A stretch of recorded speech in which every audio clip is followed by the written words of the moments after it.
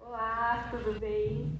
Então, como já foi apresentado, eu sou a Elisa e escrevi um poema especialmente para este momento que estamos vivendo agora. Então, por isso eu não tive tempo, inclusive, de decorá-lo, como geralmente eu faço para declamar um poema. Então, eu vou ir lendo ele, mas a ideia aqui é tocar o coração de vocês de alguma forma. Esse poema se chama Liberdade. Ele é um pouco forte. Matem todas as pessoas livres. Matem todos que pensam diferente. Matem todos aqueles que ousam refletir. Matem agora quem questionar a sabedoria suprema, que somente um e apenas um seleto grupo detém. Sabe o que é? É que descolonizar é perigoso. Emancipar é poderoso. Porque assim um ser livre e saudável pode se tornar uma chama de luz que ilumina as trevas. Tão bem instaladas, tão acomodadas, tão quentes e escuras como a zona de conforto do útero materno. É óbvio, a luz ameaça a escuridão. Mas não sou eu, nem você, quem carrega a tal tocha da salvação.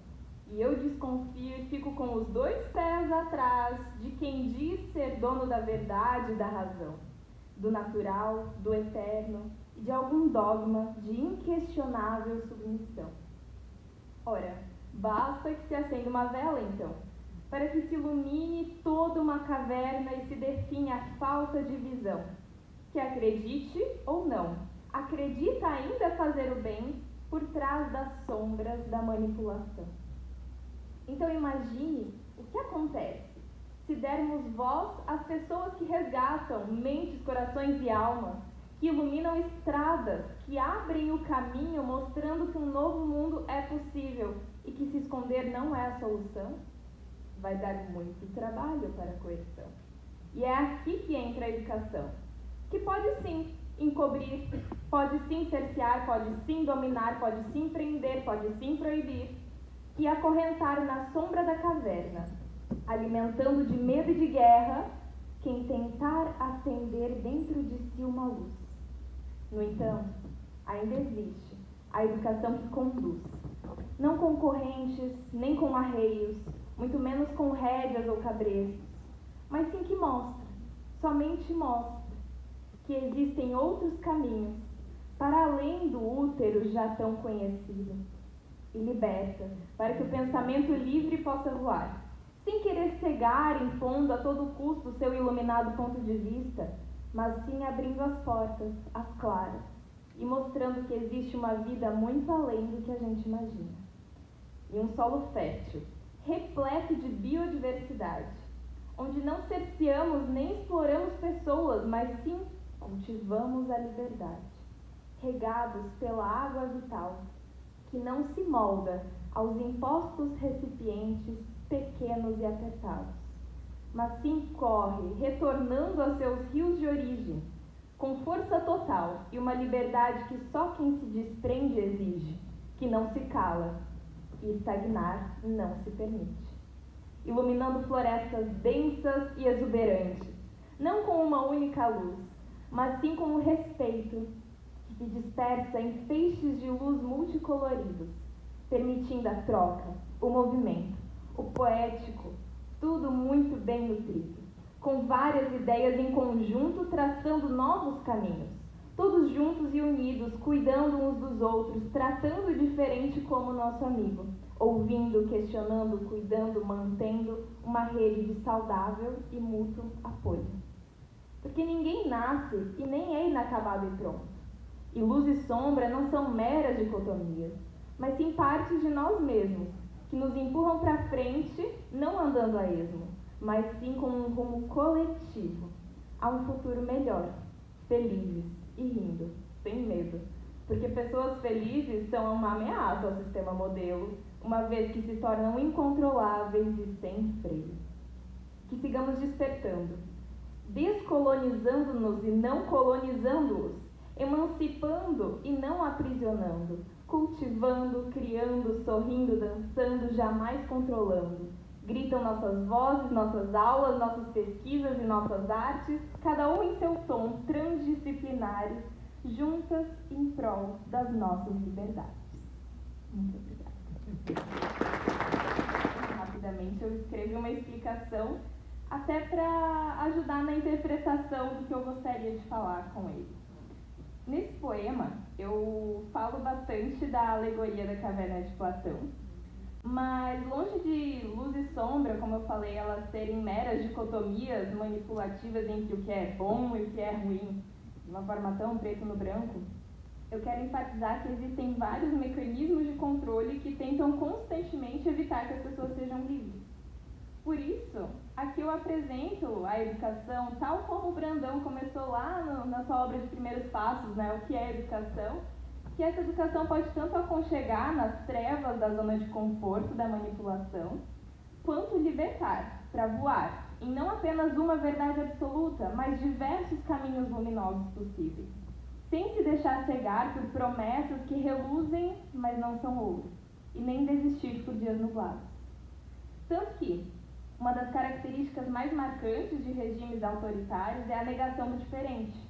Por isso, eu evidencio ainda mais nesse poema a necessidade de nos unirmos, de juntos trocarmos, alterizarmos como sujeitos inacabados que somos, e objetivar, garantir que tenhamos sempre um solo rico, um solo de qualidade, que se chama, na verdade, de educação de qualidade.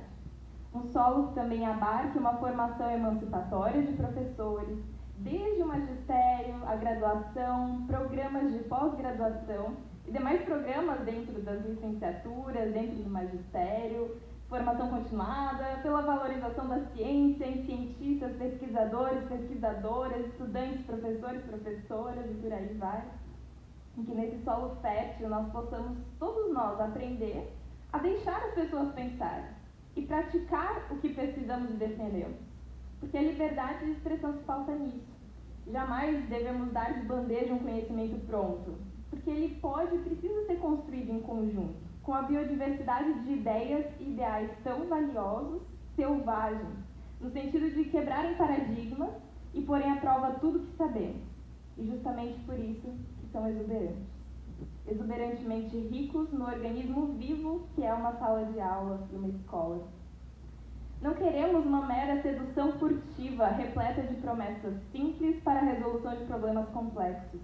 Queremos a garantia do nosso terreno fértil, para que livres possamos libertar. Não somos detentores da verdade absoluta e única, mas como pessoas, seres humanos mesmo, inacabados, que estão dispostos a fazer um pouco diferente dentro do que nos cabe. Queremos ter essa base sólida, essa base concreta na realidade que nos permita ter e dar voz, vida e luz, para despertarmos, cultivarmos, amamentarmos, desenvolvermos, executarmos o que precisamos na teoria, diretamente aplicada na prática. Sendo assim, eu finalizo com algumas reflexões que não são para serem respondidas, mas devem sim ecoar perpetuamente dentro de cada um e cada uma aqui presente, e que são para provocar mesmo, porque se vocês não se inquietarem com essas indagações, eu posso afirmar que eu não fiz um trabalho artístico bom essa noite. Esse dia eu tô com mania de falar noite, né? Não sei porquê. Vamos às provocações. Será que todos nós temos a coragem de praticar aquilo que em nosso âmago acreditamos? Será que temos mesmo liberdade de expressão sem desrespeitar ninguém? O que permanece debaixo do tapete de nossas hipocrisias? Será mesmo que é por acaso que a nossa autonomia docente é controlada? Será que nós efetivamos uma educação para a autonomia dos estudantes? Nós deixamos as pessoas pensar? Ou nós transferimos o suposto único conhecimento correto de bandeja sem questionar? Por quê? As tentativas de formar, e não somente mão de obra para o mercado de trabalho, mas sim pensadores e pensadoras atuais da e na educação, são historicamente e constantemente dificultadas, desvalorizadas e boicotadas. Qual é o meu lugar na sociedade enquanto educadora? Quão controlada ou controlado eu sou? Como demonstro que acredito nas potencialidades das pessoas ao meu redor e como eu incentivo isso na prática? Eu acredito em mim e naquilo que digo? Eu realmente vivo o que eu defendo? Que esses questionamentos batam e rebatam nas paredes internas de cada um aqui presente, inclusive nas minhas. E que entre essas reflexões sempre esteja presente uma ideia que explica a minha inspiração para escrever esse poema, que é a de respeitar uns aos outros e a vivacidade e a diversidade que compõem uma sala de aula, da qual não temos e nem devemos ter controle, mas respeitemos mesmo, por inteiro, de verdade.